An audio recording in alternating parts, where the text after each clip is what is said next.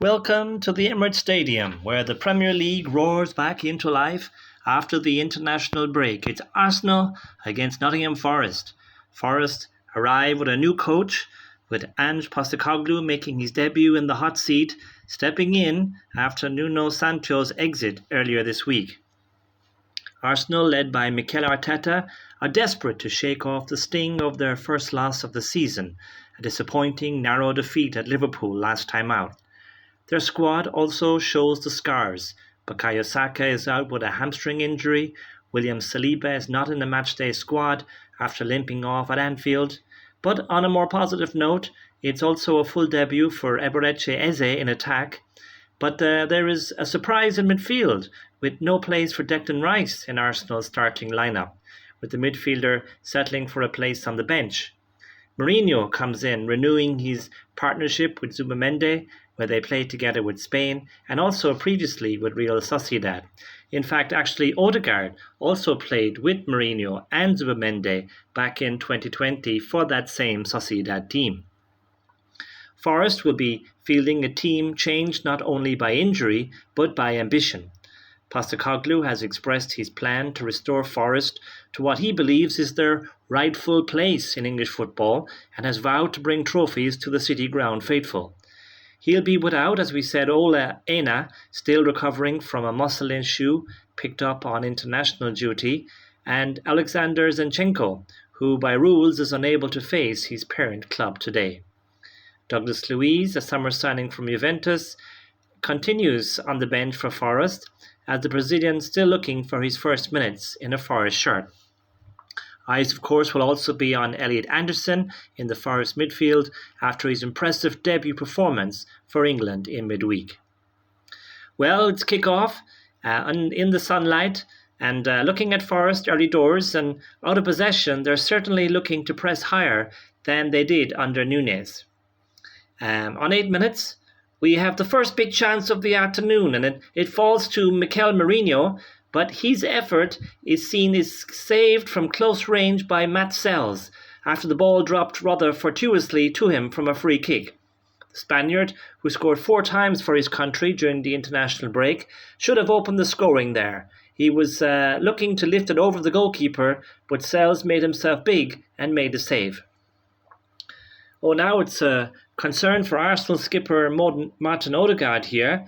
The Norwegian took an awkward fall and fell directly on his shoulder. After a few minutes down and treatment, the playmaker gets to his feet, but he's moving gingerly. He did, remember, have to go off in the recent game against Leeds with a shoulder injury, but I'm not sure if this fall was on the same side or not. Back to the game, and what a week Elliot Anderson had with England. The midfielder shone on his 3 lines debut against Andorra and put in another fine display against Serbia. He has also started this game excellently, always looking to get on the ball in his own half and zip passes between the lines towards players like Morgan Gibbs-White. Defensively as well, he has been a tiger in there, biting into tackles all over the field. On 18 minutes, disappointment for Arsenal as Martin Odegaard has his head in his hands. The Norwegian tried to play on after that hit on his shoulder a few minutes ago, but he didn't look right. The midfielder signals to the bench that he needs to come off, and teenager Ethan Nwaneri comes on in his place. It's still early in the season, but Arsenal have injury worries at this stage now around Odegaard, Saka, Havertz, Saliba, and don't forget Jesus, who has been out for a while and will continue to be so. Last season, Arsenal, it could be said, were derailed in their bid for the Premier League by similar injuries to first-team players. But this season, they have a much stronger squad to cope, but even that is being tested after just 4 games of the new season. Back to the game, Madueke is knocking the ball past Morato, and the replacement fullback for Aina does look uncomfortable. From an Arsenal point of view, you would say just feed the ball to Madueke and things are going to happen. Most of Arsenal's play has rightfully come down this right side. On the other wing, it is still early days, but Eze doesn't look comfortable playing out there.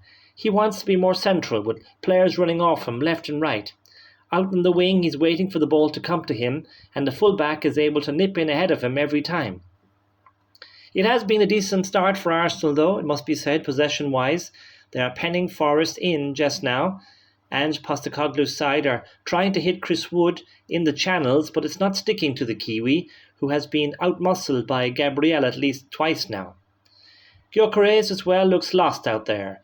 He has not linked up at all with his teammates. Arsenal just look off in general, it must be said, disconnected, and they are deliberately slowing the game down when they have the ball at the back. It's an obvious tactic from the team, but one that is being met with shouts of frustration from the home fans as the clock ticks on. A few encouraging signs for Forest now. They've made it to the 25-minute mark unscathed and are now looking to get their attacking game going.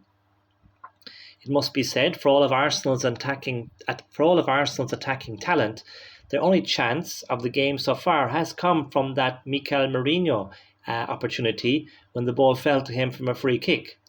Still, there is plenty of time left, and obviously, but it's a continuation of a complaint that has been aimed at Arsenal since the start of the season.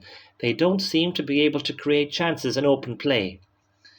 On 29 minutes, Jurrien Timber thinks he should have given Arsenal the lead.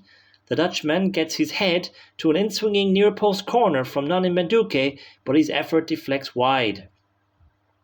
32 minutes, goal! Oh my goodness, what a hit! Zubimendi, would you believe it? The Spaniard gets his first goal for the club by meeting a clearance from a corner on the volley, just outside the box.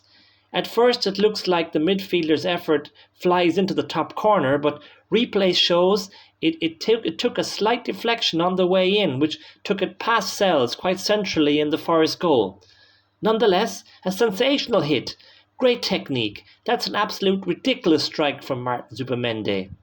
Arsenal had been knocking on the door, and that's a real moment of quality.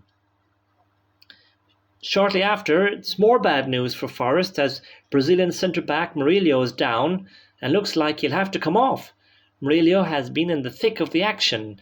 He's been superb and he has been asked to do a lot of defending, which he has done really well. It would be a huge blow if he can't continue. And 38 minutes, Murillo's afternoon is over and Nicolo Savona comes on in his stead. Forest are seeing more of the ball now that Arsenal have taken the lead. The Gunners are seemingly happy to drop a bit deeper, allowing Forest onto them in the hope of exploiting spaces on the break. Then Forest put together their best move of the game so far as Morgan Gibbs-White plays a 1-2 with Chris Wood, only to curl his effort wide. Much better from the visitors. That move started after some lovely play from Elliot Anderson as well. The in-swinging corners that Madueke has taken have been excellent. Usually, of course, it's Saka or Rice who take the corners, but both of those not playing at the moment. And those corners from Madueke have caused problems in the Nottingham Forest defence every time. As we said earlier, it's been a quiet afternoon so far for Victor Gyokeres, but the Swede bursts into life in an effort to get on the end of a cross from Eze, but the striker can't get enough on his effort and he stabs it wide, disappointingly. There it is, the referee blows his whistle, it's half-time. There were 7 minutes of added time, and it's Arsenal who go in at the break 1-0 ahead with a wonder strike from Zubimendi. So a review of the half. Arsenal certainly made a bright start, particularly winger Madueke, who had Forest fullback Morato on toast at times. Zubimendi opened his account for the club with a well-struck volley from the edge of the box, though it took a slight deflection to beat Forest keeper Sels. Forest have struggled for much of the first half, but their best moments came after going behind, with Morgan Gibbs-White and Chris Wood coming into the game more. And so second half, we're underway here at the Emirates. No changes from either side. It's Arsenal on the front foot from the start and a goal! And just like that, Forest are 2 down. Eze gets his first assist in an Arsenal shirt, drilling a low cross into the box for Gyökeres to tap in for his 3rd goal for the club. A dreadful start to the second half for Forest, who concede just 40 seconds into the restart. That is not what Ange Postecoglou would have wanted from his team. And I don't want to speak for Mikel Arteta, but I reckon he'd argue goals like that are exactly why Gyökeres was signed. The Swedes had a very quiet afternoon, but he was there when it mattered most to tap it in. It's a long way back for Forest now. But nearly almost immediately they pull one back. Chris Wood has just hit the crossbar with one of the strangest, most audacious efforts you'll ever see. The ball is pinged into Wood from Ndoye at such a speed that the Kiwi can't do anything but chest it into the direction of Arsenal's goal. Was he trying to take a touch, or was it an effort at goal? Only Wood could possibly say. Either way, that's the closest Forest have come. But what about the save, though? In replay showed that Raya made. Top class. That effort from Woods was looping in, but the Spanish keeper stretches every sinew to get fingers to it and touch it onto the bar. We have to mention Madueke again. At the start of the season, of course, when he was signed, not all Arsenal fans, I must say, of course, but many supporters signed a petition to campaign against the club's signing of Madueke from Chelsea. The winger has been sensational this afternoon, ripping his fullback at every opportunity. Now some substitutions, Calafiori and Gyökeres off, and it's Lewis-Skelly and Rice who come on. That's a double change there for Arsenal. Merino, after his international hat-trick for Spain against Turkey, he's been given the nod to play up front. Oh, and Madueke now is at it again. Nottingham Forest will be thankful to see the back of him after today's performance. The England winger twists and turns, going left and right, before playing a gorgeous reverse ball for the overlapping Jurien Timber. The fullback zips an enticing ball across the box that Declan Rice comes agonisingly close to turning in. What a move and what a goal that would have been. Then more substitutions. Madueke and Eze off, and it's Trossard and Martinelli on. Madueke blows a kiss to the crowd as he makes his way off the field to a standing ovation from the Emirates faithful. Any doubts amongst the minority of fans will have been dispelled well and truly today. He's been Arsenal's best player this afternoon, and by some distance. Oh, goal! 79 minutes, Zubimendi again! It's 3 for the Gunners and it's 2 for Martín Zubimendi. Has he ever done that in his career? It was Leonardo Trossard, who's only been on the pitch for a matter of seconds. He puts in a cross on a plate for his teammate. The Spaniard heads home for his second goal of the game and wheels away, tapping his head in celebration. I don't think he scores many with his head. The secret is there from the replay. Inside the 6-yard box, he gets up really early and the defender can't get up. It's an excellent header, and Arsenal are now well and truly home, one suspects. And yes, we're into 4 minutes of stoppage time in North London. There have been some good performances from the Arsenal today. Mosquera has been really good, accompanying Gabriel in the centre of defence. They have not missed Saliba at all, and that is the ultimate compliment. Madueke, of course, as we mentioned, has played really well. The best players on the pitch have been in red and white today. Ange Postecoglou will assess and look at the game. He will sit down and watch it. It's still very early. He'll still be sussing out his team, sussing out the players. And there it is, full time. A comfortable win in the end for Arsenal.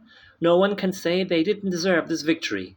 They dominated Forest in all areas of the pitch, though I feel, especially in the first half, when it was still scoreless, that they are still learning connections, and that is to be expected. With the quality now of their squad, the excellence of their defence and keeper, if they can get their forward line gelling and scoring goals in open play, then they will be a threat to any team. Martín Zubimendi's double either side of a goal from Victor Gyokeres means Arsenal move ahead of league leaders Liverpool, albeit on goal difference and having played a game more. It's a disappointing start to life at Forest for Ange Postecoglou. They barely laid a glove on Arsenal and looked sloppy at the back, but they are also in a period of transition themselves, with a lot of new players coming in over the summer, and of course the exit of Nunez and the incoming of Postecoglou with different ideas to the previous coach will also have disrupted their beginning to the season. Ange will be itching to get them on the training field on Monday to start implementing his style and ideas. Forest fans will hope to see an upturn in form soon. Otherwise, all that optimism gathered from last season will start to dissipate very quickly. It finishes here at the Emirates, Arsenal 3, Nottingham Forest 0.